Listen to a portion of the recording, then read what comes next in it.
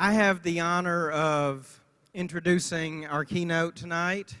And our keynote tonight is somebody that if you watch television, you get to see on television all the time, although I believe he prefers if you not see him on television, because he's one of those people that when you don't see him, that means he's doing his job the best he can. But what I know about him is that when I was growing up in Southwest Little Rock, Mr. Coleman's family still delivered milk to the house. And the truck would roll by about 4:30 every morning. And my family didn't do it, but a number of families on the block still took in quarts of milk every morning. Walt Coleman comes from a family who exemplifies our national service theme this year of health and wellness. His family has been in the dairy industry, the dairy business, and in the business of providing wholesome and healthy food to people in this region for generations. He used that milk does a body good so that he could take care of himself and be a good example to us for what health and wellness can do, because he takes his own healthiness very seriously so he can perform his other job, which is chasing after grown men who make large sums of money smashing into each other. Walt Coleman has been an NFL referee for a number of years and has been all over the country hanging out with all kinds of people. But I think he is most important to us tonight and is an example of what wellness can mean in our area. Ladies and gentlemen, Mr. Walt Coleman.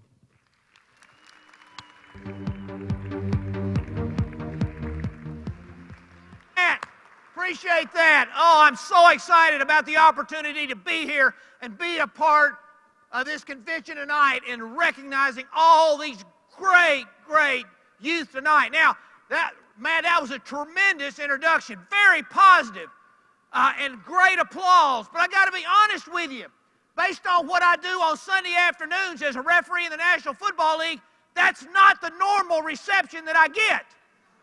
Very seldom does anybody ever clap, and normally they don't say anything very positive. So I need y'all to help me out to kind of get me set up in the, with the right frame of mind. We've got a big enough crowd, I think. So here, what I want y'all to do, I'm going to count to 3, and I want everybody to boo. All right? See, that's going to set me up because that's what I'm used to. All 3 now. Let's see how well y'all can do. 1, 2, 3. All right. All right. I knew y'all would be able to do that and do that great. Now, you've got to be asking yourself, why in the world would somebody stand up in a large group of people and the first thing they do is ask them to boo? Because that's really negative. That's not what we normally like. That's what most of us are not comfortable with. We're not comfortable with criticism, with people booing us. But I don't have to explain to you that the biggest challenge that I think we've got today is dealing with negative. Dealing with the negative. We get bombarded every day with negative stuff. Turn on the television, open up your newspaper, listen to the radio. It's negative stuff. We don't hear about the positive stuff. We don't hear about all the great things that are going on with the EAST and with what y'all students are doing every day. We don't hear about that. We just hear the negative stuff, just like what I deal with on Sunday afternoons. Sunday afternoons, I can pretty much guarantee I'm going to get booed. And somebody's going to question my integrity and my upbringing and whether I have parents. And whether my parents have 2 or 4 legs. That's going to happen. That's what we deal with. And so the challenge for me on Sundays is, how do I turn boos into cheers? How do I take what I've learned and turn boos into cheers? How do we turn the negatives? And for me, the way you do that is you remember one thing, that everybody's important, that you're important. Everybody has a place. Everybody has a part to play. Everybody is talented. God put everybody on this earth with special talents and abilities. And it's up to each one of us. It's up to each one of us to make sure that we take advantage and we use those talents, because if you don't, that means the rest of us miss out. The rest of us miss out. So you have to remember, you're important. You can have an impact. Now, unfortunately, stuff happens. Things don't always go the way you'd like for them to. And unfortunately, there's always going to be some negative. There's always going to be somebody out there that's going to be negative. You know, me as a referee in the National Football League, I'm the guy that wears the white hat and talks on the microphone. And fortunately for me, I know that all of you in here are not having any trouble understanding what I'm saying. But when I have a game in New York, or Boston, Buffalo, Pittsburgh, they think I talk funny. And they like to give me a hard time about the way I talk because I've got an accent. And so they like to play fun and they like to poke fun at me. And when I have a game in New York, here's what they do. Most of you who have watched any kind of football, college, or the NFL know that the first time there's a penalty, they'll recognize who the referee is. And they'll say, oh, for instance, the referee today is Ed Hockley. Ed's a big referee that's got the great big arms. He's the one with the big arms. I'd look like Ed, too, if I wore my shirt 3 sizes too small. But anyway, but you know, that's what they do. A referee today, that's what they do. Now, but with me, when I'm in New York, they do it different. With me, here's what they'll do. They say, oh, our referee today is Walt Coleman. You need to listen very closely to his penalty announcement, because when he gets through with it, it'll be obvious that he doesn't live anywhere around here. See, what are they doing? They're poking fun at the way I talk. See, they're poking fun. They're trying to give me a hard time the way I talk, as if my accent makes me stupid. That's what they're doing. Y'all deal with that. Y'all understand. There are people like that. They like to poke fun, and that's what they do. He obviously doesn't live anywhere around here. Well, see, what they don't understand is when I have the opportunity to go back home and watch the replay of the game on television, and I hear the announcer say, obviously he didn't live around here, all I can think is, thank God. Thank God I don't live around there. When the game is over, I get to go back to Arkansas where we talk normal. Right? Amen. We talk normal. See, the thing, what I tell them is, and you think about this, I may speak with an accent, but I don't think with one. I may speak with an accent, but I don't think with one, and neither does anybody in this room. You know, what comes out, the accent doesn't affect how you think. See, it's all about attitude. It's all about attitude. It's all about having a positive attitude, doing the right thing. And you know, you accomplish that. You accomplish that by being comfortable with yourself, by getting an education, by being physically fit, be strong, eat the right foods, the things that y'all are talking about. That's important. How in the world do you think some old guy like me runs around with Michael Vick and RG3? Very difficult.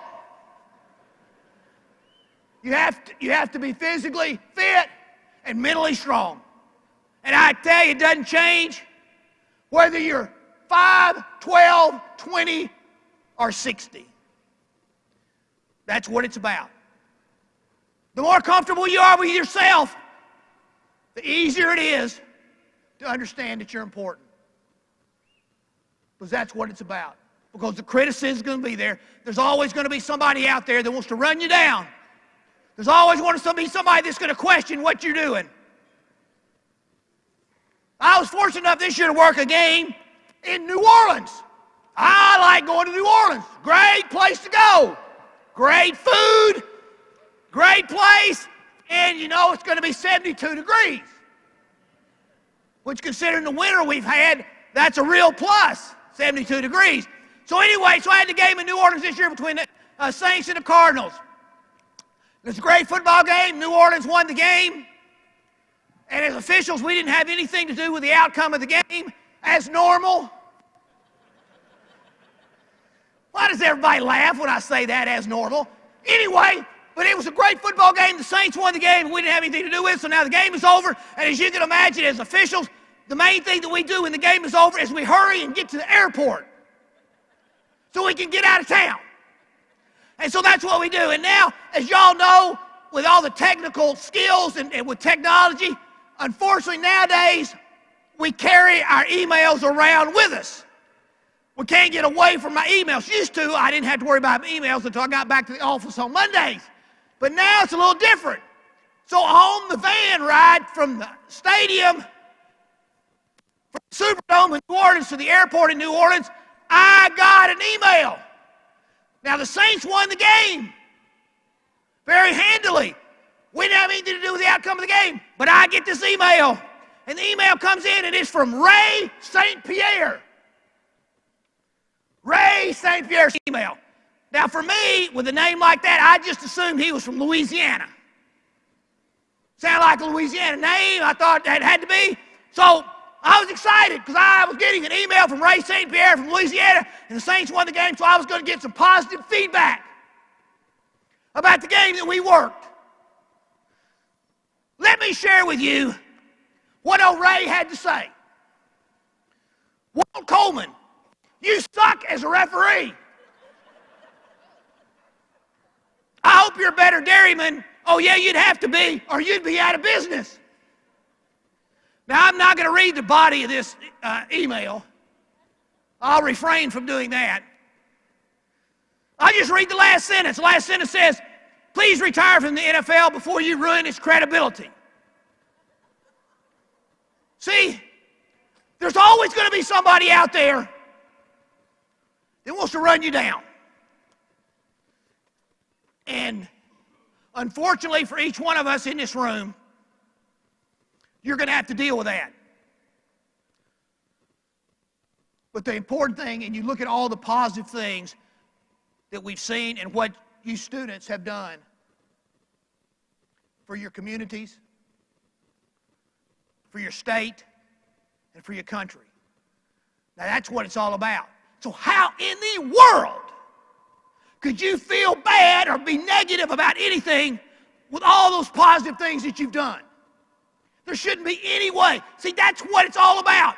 See, no matter what anybody says, no matter all the negative stuff that people want to hammer down on our heads, no matter any of that, we still live in the greatest country in the world where you can do and be whatever you want to be. You can do and be whatever you want to be. Now, the problem with that is it is up to you. Nobody can do it for you.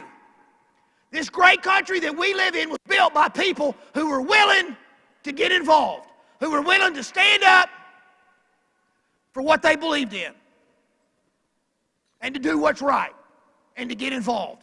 Obviously, that's what EAST is all about. It's about doing those things, getting involved. That's what it's all about, because that's how our country got to where it is today. And I hate to tell all of you young people, but now it's up to you.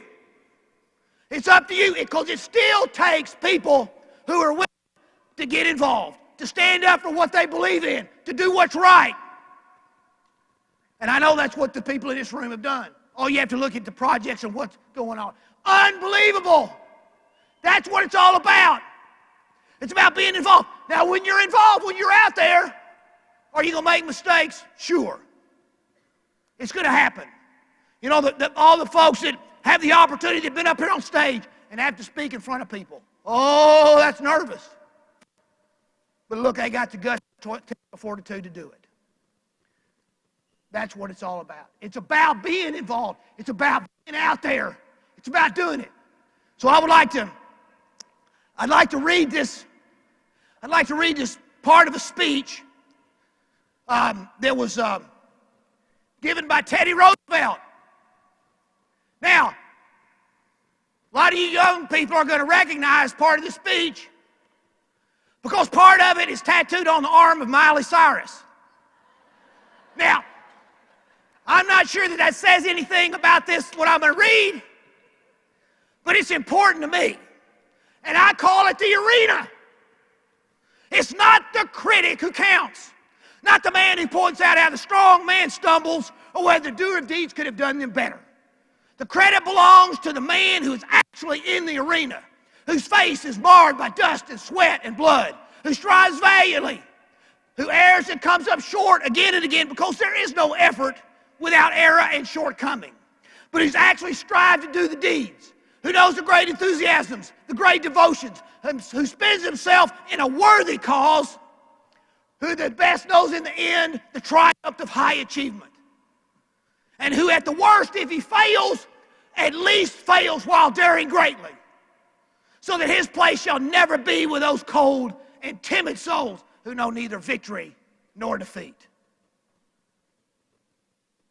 That's what it's about, isn't it? It's about being out in the arena. And that's what you've done. You're in the arena. You're out there, risking yourself to do what's right, to do good, to help your community, to be involved. Taking a chance and making a mistake. Taking a chance of actually failing. But that's what it's all about. That's what it's all about. Because you know, most of the time, when I started officiating, they told me, Walt, we only expect one thing out of you. One thing. All we expect out of you is to be perfect. Then get better. That's all. Just be perfect and get better. Now, that's pretty difficult, isn't it? I mean, that's pretty difficult. But I hate to tell y'all, isn't that what everybody expects? I mean, isn't that what your parents expect? I mean, that's what everybody expects you to be perfect and get better. And unfortunately, we have a tendency to expect ourselves to be perfect. And when we aren't and something happens, then we get really down and negative. But let me tell you, there was only one perfect person that ever walked on the face of this earth. There was only one. Now, he never had to referee an NFL football game, but, you know. But beside that, I mean, there was only one. So we can't be perfect. All we can be is the best that we can be. The best that we can be. And that's what we have. That's what we have here tonight. The best. You are the best. So, you know, so when negative stuff starts, when somebody starts giving you a hard time, just remember how important you are. Remember what you're doing is important, that you can have an impact. You can make a difference. You can make a difference.